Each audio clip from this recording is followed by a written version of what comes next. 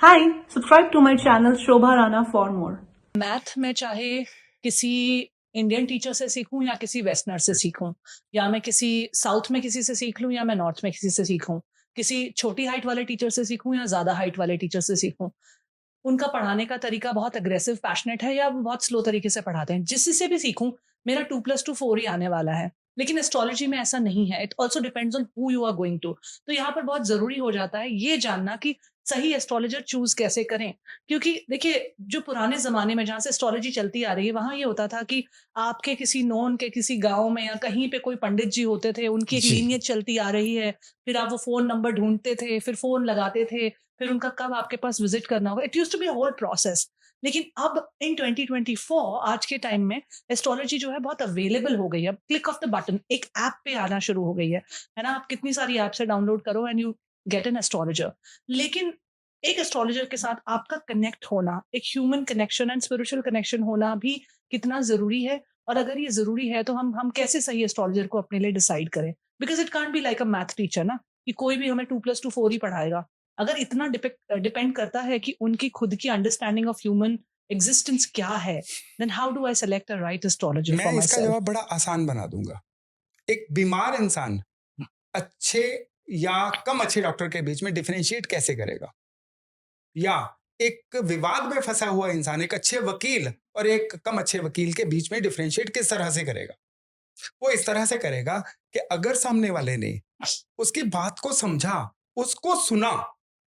सभी लोग सुना जाना पसंद करते हैं, बातें सभी को आती हैं, लेकिन सुनना एक आर्ट है। एस्ट्रोलॉजर जो सामने वाले को सुन सके, उसकी समस्या को सुन के उसकी जड़ तक जा सके, क्योंकि हर इंसान की समस्या यूनिक है। आप सपोज करिए कि इंसान बीमार है, लेकिन उसकी बीमारी दूसरे की बीमारी से अलग है, कारण अलग है, निवारण अलग है। एस्ट्रोलॉजर एक एस्ट्रोलॉजर को दूसरे एस्ट्रोलॉजर से फर्क डालेगी चीज कि कोई सामने वाले को सुनता कितना है, क्या प्रोबिंग करके, क्वेश्चनिंग करके उसकी समस्या की जड़ तक जाने की कोशिश कर रहा है, कि खाली उसने कुंडली देखी, अपना आज का मूड देखा और साथ में 4 चीजें बता के नमस्ते कर दी। ये एस्ट्रोलॉजी नहीं है। एस्ट्रोलॉजी है कि साथ में सुने। बर्थ चार्ट हजारों लोगों का सेम है, समस्याएं सभी की यूनिक हैं। यूनिक इसलिए हैं कि हर इंसान का जीने का पैटर्न अलग अलग है। जब तक उसको नहीं समझेंगे, समस्या की जड़ तक नहीं जाएंगे। हम हमारे सामने एज एस्ट्रोलॉजर तो एक समस्या एंड लाइन में आ गई, ये समस्या है। लेकिन जब हम रिवर्स इंजीनियरिंग के थ्रू उसके पीछे जाएंगे, देखेंगे ओरिजिनेट कहां से हुई थी, ओरिजिन को पकड़ेंगे, तो ही समझ आएगा कि समस्या का हल कहां पे है। फ्रूट को पकड़ेंगे तो फ्रूट सही नहीं होगा, रूट को पकड़ेंगे तो फ्रूट सही होगा। जो एस्ट्रोलॉजर रूट को पकड़ रहा है वो फ्रूट को सही कर देगा। तो कोई सामने वाले को सुन रहा है, उसकी समस्या का कारण जानना चाह रहा है, ये एक एस्ट्रोलॉजर को दूसरे एस्ट्रोलॉजर से डिफरेंशिएट करेगा। तो यानी कि हमको इस चीज पे बहुत एम्फेसाइज करना चाहिए कि लिसनिंग कितनी हो रही है। जी बिल्कुल।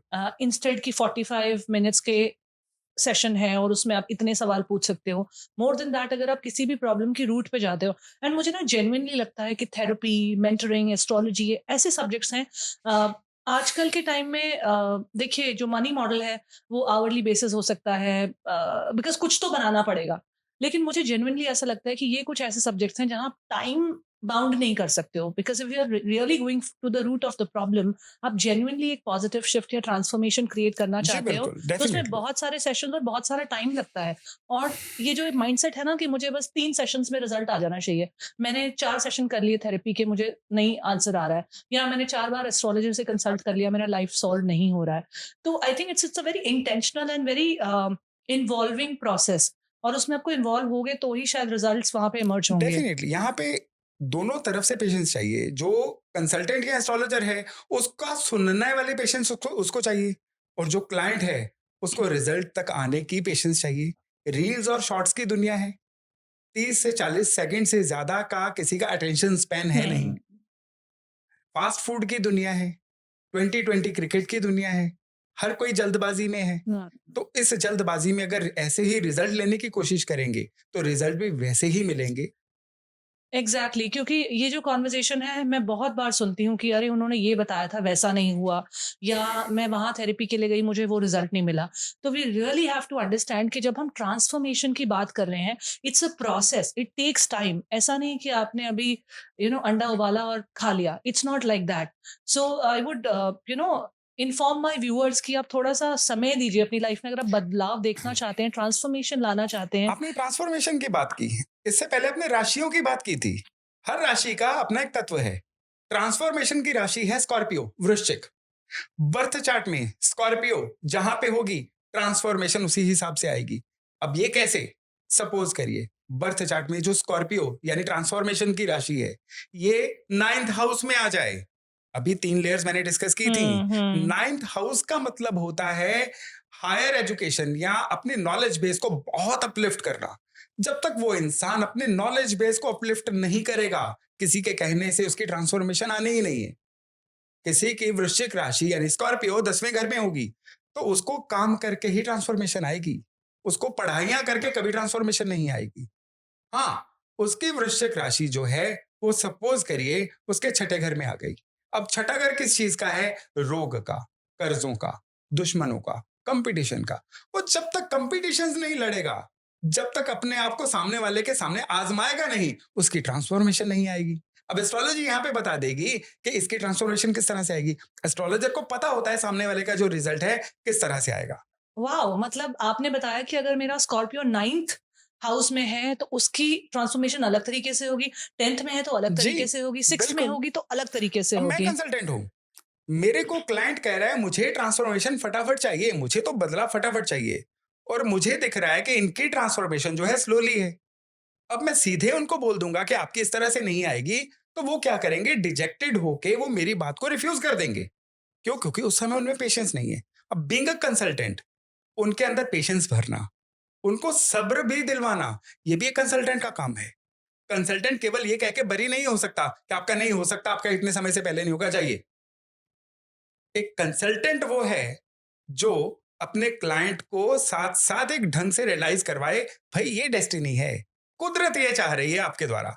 एस्ट्रोलॉजर कौन है? कुदरत कोई डेस्टिनी चेंज करने वाला टूल थोड़ी है एस्ट्रोलॉजर। डेस्टिनी को पढ़ के बताने वाला है कि कुदरत ने आपको ये पैटर्न जो देके भेजा है, इससे अलाइन हो जाओगे तो सही रहोगे, इससे अलाइन नहीं होगे तो पीड़ा में रहोगे। पेन क्या है?